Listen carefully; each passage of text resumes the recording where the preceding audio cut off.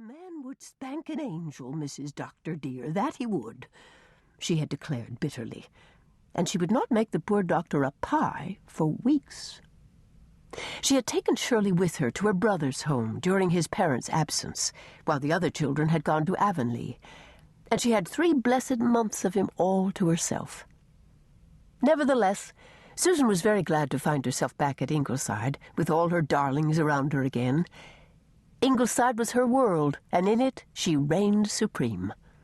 Even Anne seldom questioned her decisions, much to the disgust of Mrs. Rachel Lynde of Green Gables, who gloomily told Anne whenever she visited Four Winds that she was letting Susan get to be entirely too much of a boss and would live to rue it.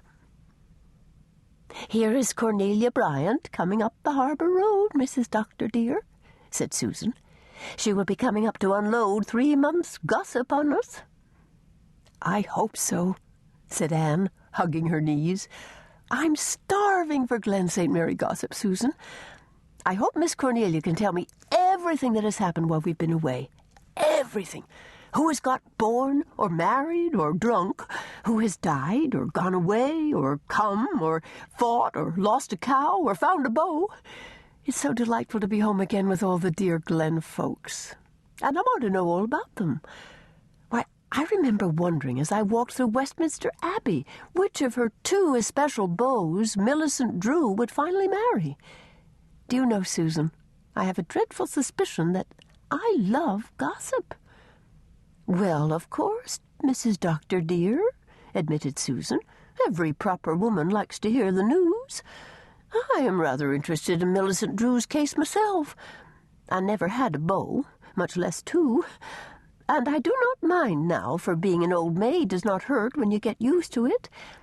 Millicent's hair always looks to me as if she had swept it up with a broom, but the men do not seem to mind that." "They see only her pretty, pea-cut, mocking little face, Susan." "That may very well be, Mrs. Doctor dear. The good book says that favour is deceitful and beauty is vain, but I should not have minded finding that out for myself, if it had been so ordained. I have no doubt we will all be beautiful when we are angels, but what good will it do us then? Speaking of gossip, however, they do say that poor Mrs. Harrison Miller over harbour tried to hang herself last week." "Oh, Susan!" "Calm yourself, Mrs. Doctor dear. She did not succeed. But I really do not blame her for trying, for her husband is a terrible man. But she was very foolish to think of hanging herself and leaving the way clear for him to marry some other woman.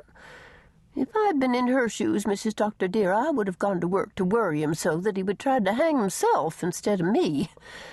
Not that I hold with people hanging themselves under any circumstances, Mrs. Doctor dear." "What is the matter with Harrison Miller, anyway?" said Anne impatiently. "He is always driving someone to extremes." "Well, some people call it religion, and some call it cussedness, begging your pardon, Mrs. Doctor dear, for using such a word. It seems they cannot make out which it is in Harrison's case. There are days when he growls at everybody because he thinks he is foreordained to eternal punishment. And then there are days when he says he does not care and goes and gets drunk. My own opinion is that he is not sound in his intellect, for none of that branch of the Millers were. His grandfather went out of his mind. He thought he was surrounded by big black spiders. They crawled all over him and floated in the air about him.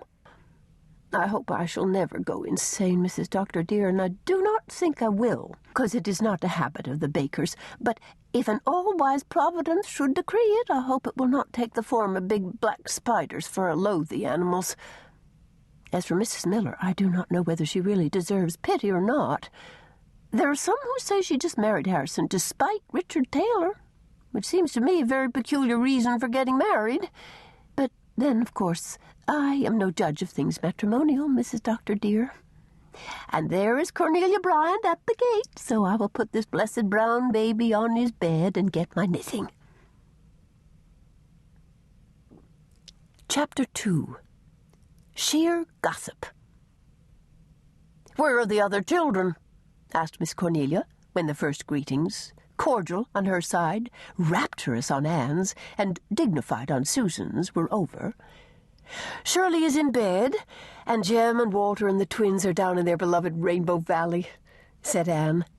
"They just came home this afternoon, you know, and they could hardly wait until supper was over before rushing down to the valley. They love it above every spot on earth. Even the maple grove doesn't rival it in their affections." "I'm afraid they love it too well," said Susan gloomily.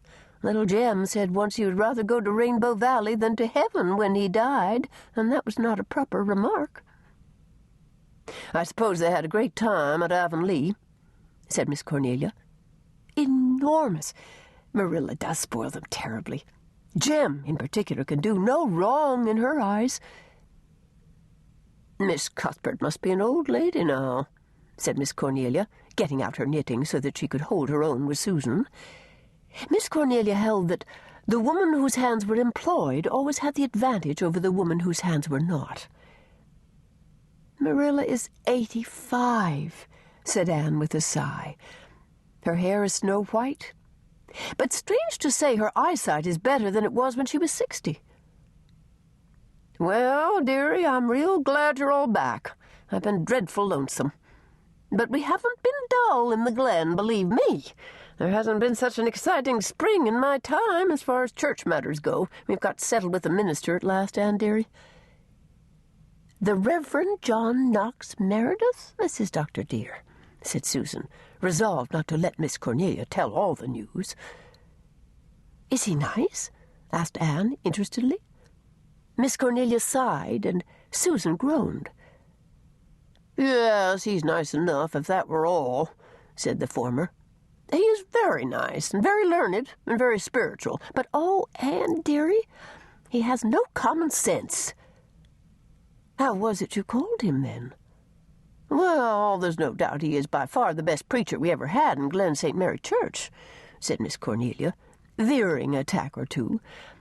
"I suppose it is because he is so moony and absent-minded that he never got a town call. His trial sermon was simply wonderful. Believe me, everyone went mad about it. And his looks." "He is very comely, Mrs. Dr. dear, and when all is said and done, I do like to see a well-looking man in the pulpit," broke in Susan, thinking it was time she asserted herself again. "Besides," said Miss Cornelia, "we were anxious to get settled, and Mr. Meredith was the first candidate we were all agreed on. Somebody had some objection to all the others. There was some talk of calling Mr. Folsom. He was a good preacher, too, but somehow people didn't care for his appearance. He was too dark and sleek." "He looked exactly like a great black tomcat, that he did, Mrs. Dr. dear," said Susan. "I never could abide such a man in the pulpit every Sunday." "Then Mr. Rogers came, and he was like a chip in porridge, neither harm nor good," resumed Miss Cornelia. "But if he had preached like Peter and Paul, it would have profited him nothing, for that was the day old Caleb Ramsey's sheep strayed into church and gave a loud baa just as he announced his text. Everybody laughed, and poor Rogers had no chance after that. Some thought we ought to call Mr. Stewart, because he was so well educated. He could read the New Testament in 5 languages. But I do not think he was any surer than other men of getting to heaven because of that," interjected Susan. "Most of us didn't like his delivery," said Miss Cornelia, ignoring Susan. "He talked in grunts, so to speak. And Mr. Arnett couldn't preach at all, and he picked about the worst candidating text there is in the Bible. Curse ye mirrors.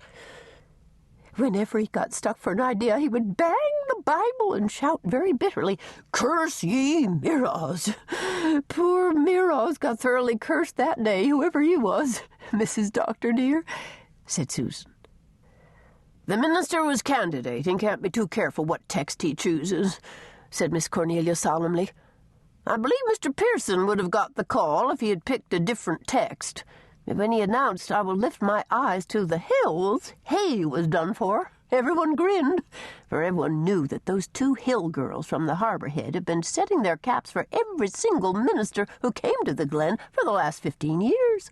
And Mr. Newman had too large a family." "He stayed with my brother-in-law, James Clow," said Susan. "How many children have you got?" I asked him. 9 boys and a sister for each of them," he said. 18, said I. "Dear me, what a family!" And then he laughed and laughed. but I do not know.